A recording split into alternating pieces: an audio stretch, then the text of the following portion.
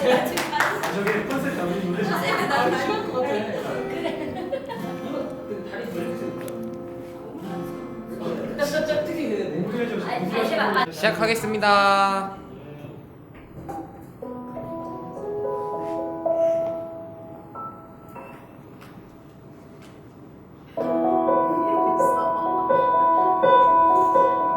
일어나 주의 백성 빛을 발하라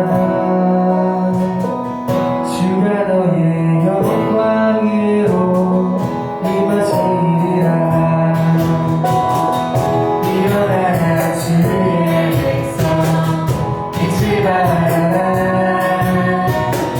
주가 너의 영광을 임하시리라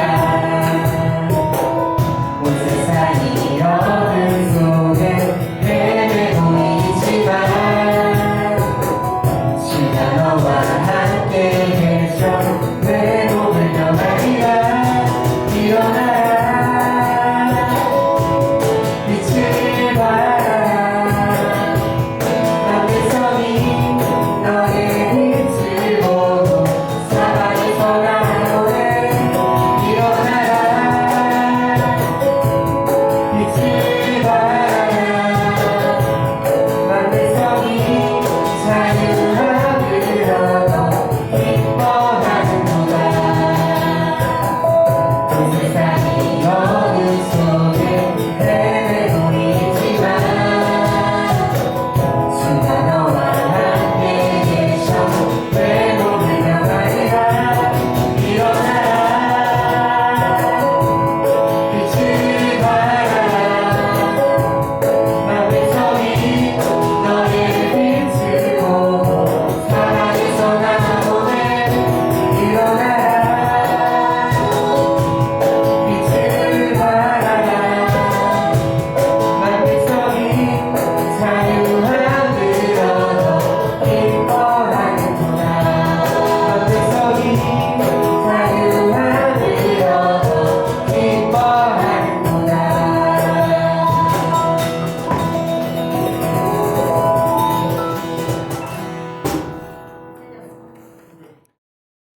오늘 함께 나눌 말씀은 우리말 성경 마태복음 17장 1절부터 8절까지입니다. 그리고 6일 후에 예수께서 베드로와 야고보와 야고보의 동생 요한을 데리고 높은 산으로 올라가셨습니다. 예수께서는 그들 앞에서 모습이 변모돼 얼굴이 해처럼 빛나고 옷이 빛처럼 새하얗게 됐습니다. 바로 그때 모세와 엘리야가 그들 앞에 나타나 예수와 이야기를 나눴습니다. 베드로가 예수께 말했습니다. 주여, 우리가 여기 있으니 참 좋습니다. 주께서 원하신다면 제가 여기에다 초막 셋을 만들되 하나는 주를 위해, 하나는 모세를 위해, 하나는 엘리야를 위해 짓겠습니다. 베드로가 말하고 있을 때에 빛나는 구름이 그들을 덮더니 구름 속에서 소리가 들려왔습니다. 이는 내가 사랑하는 아들이다. 내가 그를 기뻐한다. 너희는 그의 말을 들으라. 그 소리를 듣고 제자들은 너무나 두려운 나머지 얼굴을 땅에 대고 엎드렸습니다. 그때 예수께서 다가와 그들을 어루만지며 말씀하셨습니다. 일어나라, 두려워하지 말라. 그들이 눈을 들어보니 예수 외에는 아무도 보이지 않았습니다. 아멘. 학생 공동체 여러분 안녕하세요. 어느덧 셋째 주 영상 예배로 여러분을 만나게 됩니다. 오늘은 일어나라 빛의 길을 가라 라는 주제로 같이 말씀을 나눌 텐데 예배를 드려주시기 바랍니다. 여러분, 하나님과 사람의 큰 차이 중에 하나가 무엇이냐면 바로 사람은 변덕스럽고 하나님은 신실하시다는 것입니다. 신실하다라는 뜻이 무엇이냐면 앞과 뒤가 똑같고 변함없다라는 뜻입니다. 사람이 변덕스러운 것은 우리의 본능 때문이거든요. 배고프면 밥 먹어야 되고요. 졸리면 자야 됩니다. 이게 우리의 본성이에요. 그래서 우리가 가끔 고난을 받는다라고 느끼는 것도 우리의 마음이 아프거나 우리의 몸이 아플 때 우리는 그것이 바로 고난의 때라고 우리가 스스로 그렇게 생각한다는 것이에요. 좋은 걸 누리면 기분이 좋았다가 우리가 마음에 안 드는 일들이 생기면 우리는 그것을 고난이라고 여깁니다. 그래서 우리는 우리의 마음대로 살려고 하는 본성이 있어요. 기분이 좋을 때는 천국을 맛보고 기분이 안 좋을 때는 이 땅 가운데서도 막 지옥을 맛보기도 합니다. 그러나 하나님은 한결같으세요. 언제나 천국을 이야기하시고 언제나 하나님은 밝은 빛을 이야기하시는 분이십니다. 좋을 때 좋고 나쁠 때는 고난, 이게 아니라 나쁠 때에도 소망을 얘기하시는 분, 고난의 때 같지만 그럼에도 천국을 이야기하고 계시는 분, 이 한결같은 우리 하나님이라는 말이죠. 자, 우리 한번 성경 속으로 한번 들어가 보겠습니다. 오늘 성경에 보면 이 변덕스러움을 잘 나타내는 사람 한 명이 나오고 거기에 대비되는 우리 하나님이신 예수님이 등장합니다. 오늘 우리 본문을 읽은 건 아닌데 16장 16절에 보면 베드로의 고백이 나와요. 이 베드로라는 사람은 예수님의 수제자였는데 예수님을 하나님으로 여기지 않았고 그전에는 하나님이 보내신 선지자, 하나님이 보내신 좋은 선생 정도로 생각했었어요. 그런데 이 마태복음 16장 16절에 드디어 예수님을 하나님으로 고백하는, 그것을 깨달은 그 구절이 나오거든요. 영상으로 띄워줄 거예요. 우리 같이 한번 읽어보죠. 시몬 베드로가 대답했습니다. 주는 그리스도이시며 살아계신 하나님의 아들이십니다. 여러분, 하나님을 경험하고 믿게 되면 우리가 알고 있는 예수님이 진짜 참 하나님임을 알게 되는 것이죠. 그런데 하나님을 믿게 되면 말이죠, 모든 일이 좀 잘 풀리고 잘 돼야 되는데 그렇지가 않습니다. 하나님을 믿게 됐고 예수님이 나의 주님, 내 진짜 하나님이라고 고백했는데도 불구하고 삶이 고난일 때가 많거든요. 이 베드로는 예수님을 주님인 걸 알았어요. 이런 깨달음이 있었죠. 그런데 웬걸요? 예수님의 그 다음 말이 굉장히 웃깁니다. 예수님이 고난을 이야기하십니다. 우리 마태복음 16장 21절 한번 읽어보겠습니다. 시작. 그때부터 예수께서는 자신이 마땅히 예루살렘에 올라가서 장로들과 대제사장들과 율법학자들의 손에 많은 고난을 당해야 할 것과 죽임을 당했다가 3일 만에 다시 살아나야 할 것을 제자들에게 드러내기 시작하셨습니다. 내가 하나님이야, 이제 알겠습니다 라고 고백을 했는데 알았니? 네. 그랬더니 갑자기 예수님이 하신 말이 뭐예요? 내가 고난당할 거야. 그리고 나 하나님인데 나 죽을 거야. 갑자기 고난과 죽음에 대해서 예수님은 이야기하십니다. 베드로의 그 심정이 어땠을까요? 이제 예수님이 진짜 하나님인 줄 알았는데 갑자기 고난의 연속이 시작된 거죠. 한술 더 떠서 우리 마태복음 16장 24절에서는 예수님이 더 무시무시한 말을 합니다. 우리 마태복음 16장 24절 같이 한번 읽어보겠습니다. 시작. 그때에 예수께서 제자들에게 말씀하셨습니다. 누구든지 나를 따르려거든 자기를 부인하고 자기 십자가를 지고 따라야 한다. 예수님은요, 고난과 내가 죽을 거야, 나 하나님인데 나 죽을 거야, 나 끝이야 라고 얘기했다가 한술 더 떠서 너네들도 너네 십자가를 져야 돼, 그게 나를 따르는 길이야 라고 이야기하십니다.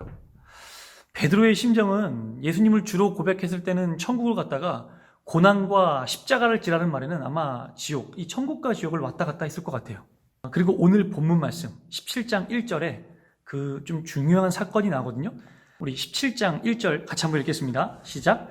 그리고 6일 후에 예수께서 베드로와 야고보와 야고보의 동생 요한을 데리고 높은 산으로 올라가셨습니다.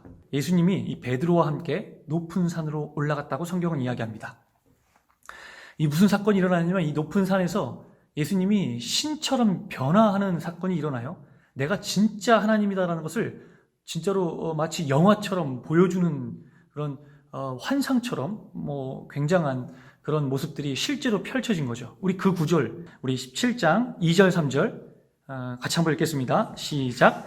예수께서는 그들 앞에서 모습이 변모돼 얼굴이 해처럼 빛나고 옷이 빛처럼 새하얗게 됐습니다. 바로 그때 모세와 엘리야가 그들 앞에 나타나 예수와 이야기를 나눴습니다. 예수님이 나는 죽을 거야, 그리고 너네도 십자가 져야 된다, 이 말을 듣고 베드로의 심정은 좀 다운되어 있었을 거예요. 그런데 갑자기 예수님이 베드로 손잡고 높은 산으로 올라갔죠. 그리고 진짜 하나님의 모습으로 변화가 되었어요. 얼굴은 해처럼 빛나고 옷이 빛처럼 새하얗게 된 거죠. 찬란하게 촥. 그랬더니 베드로가 그 찬란한 모습의 감격과 여태까지 막 십자가 얘기, 고난 얘기가 다 위로받았을 것 같아요. 그리고 실제적으로, 체험적으로 우리가 예수님이 그 정말 하나님인 것을 경험하게 된 거죠. 그리고 모세와 엘리야가 예수님 좌편과 우편에 나타났다고 얘기하는데, 여러분 그 이스라엘한테 있어서 모세와 그 엘리야는 우리나라의 세종대왕과 이순신과 같아요. 건드리면 안 되는 존재들이죠. 이 모세와 엘리야가 어떤 사람이냐면 메시아, 우리의 구원자, 참 구원자가 이 땅에 올 그것을 예언한 사람들이었거든요. 예수님이 높은 산에 올라가서 하나님 모습처럼 변화된 이 사건은 메시아, 그들이 그렇게 기다렸던 구원자, 참 하나님이 우리에게 왔다라는 것의 증거죠. 예를 들어서 우리 학생 공동체에 있는 승진이와 시연이가 엑소 좋아하잖아요. 실물 영접한 거예요. 우리 눈앞에 엑소가 나타난 거죠. 베드로한테는 그러한 감동이었던 거예요. 진짜 하나님, 우리가 그렇게 기다렸던 그 하나님을 실제적으로 만난 거예요. 그때 우리가 이런 고백을 하죠. 바로 17장 4절의 말씀이거든요. 그 은혜를 깊이 받은 베드로의 고백, 우리 같이 한번 읽어보겠습니다. 시작. 베드로가 예수께 말했습니다. 주여, 우리가 여기 있으니 참 좋습니다. 주께서 원하신다면 제가 여기에다 초막 셋을 만들되 하나는 주를 위해, 하나는 모세를 위해, 하나는 엘리야를 위해 짓겠습니다. 베드로의 기분이 또 좋아졌어요. 업됐어요. 굉장히 또 그 은혜를 받으니까 하나님이 좋은 것을 주시니까 기분이 업됐죠. 그러니까 아주 신나가지고 여기가 좋사오니 현실에 안주하려고 합니다. 신나가지고요, 막 하나님을 향한 열정도 샘솟아요. 그런데 이것도 이 현실에 안주하면 안 돼요. 베드로에게 이런 고백들이 일어나서 좋습니다. 우리가 여기서 집 짓고 예수님이랑 같이 살게요 라는 고백이 끝나기도 전에 갑자기 하나의 또 사건이 일어납니다. 하늘에서 우르르 쾅쾅하고 음성이 들리기 시작하죠. 자, 그 말씀 마태복음 17장 5절에서 6절 말씀 우리 같이 한번 또 읽겠습니다. 시작. 베드로가 말하고 있을 때에 빛나는 구름이 그들을 덮더니 구름 속에서 소리가 들려왔습니다. 이는 내 사랑하는 아들이다. 내가 그를 기뻐한다. 너희는 그의 말을 들으라.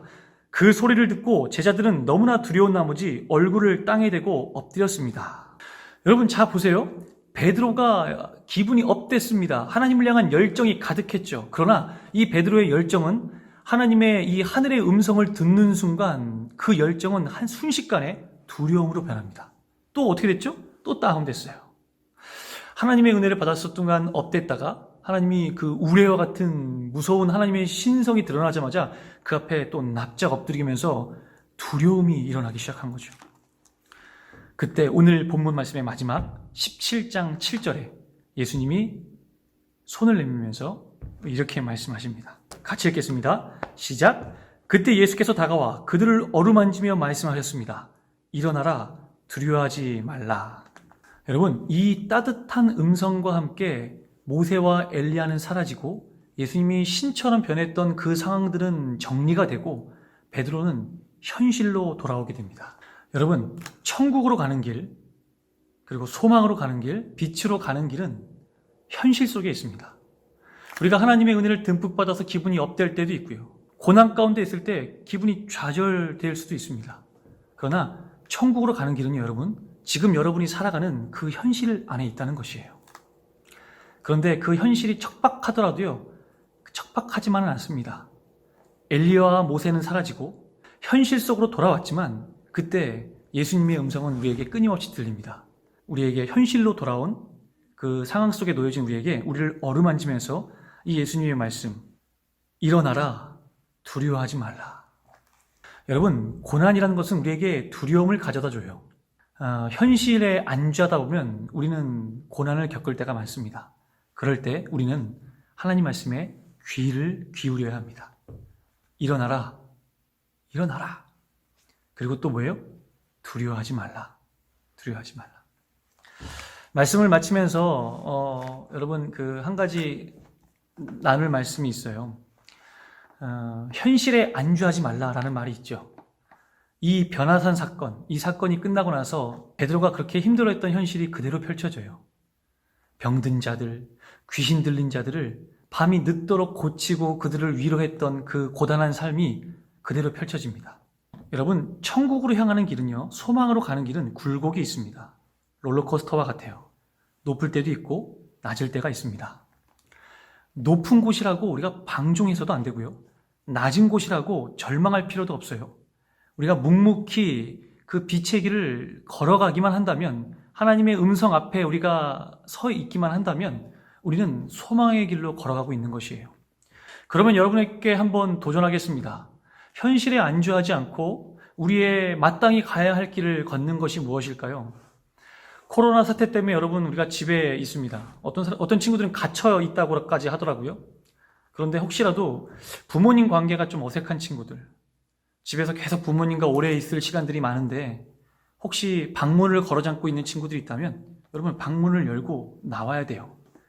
그 닫혀진 관계의 현실에 안주하지 말고 우리는 말씀 앞으로 빛으로 도전해야 되는 것이에요. 그리고 지금 학교에서 과제를 주고 있는 걸로 알고 있어요. 무료한 생활 속에 집안에서 게을르게 무료하게 있는 것이 아니라 일어나서 할 일을 하고 과제를 하는 모습들, 우리는 그저 묵묵히 소망의 길을 걸어가는 것이죠. 사랑하는 학생 공동체 여러분, 여러분이 어디에 있든지 간에 소망의 길 위에 서 있는 여러분이 되길 소망합니다. 이 예배당이 아니더라도 여러분은 여러분의 집에서 이 영상과 함께 하나님을 예배하는 사람들이 되길 소망합니다. 어디에 있든지 간에 여러분 하나님의 음성을 듣고 하나님 앞에 서 있을 때 절망이거나 기쁜 곳에 있을지라도 여러분은 소망의 길을 걷고 있는 것을 잊지 않기를 소망합니다.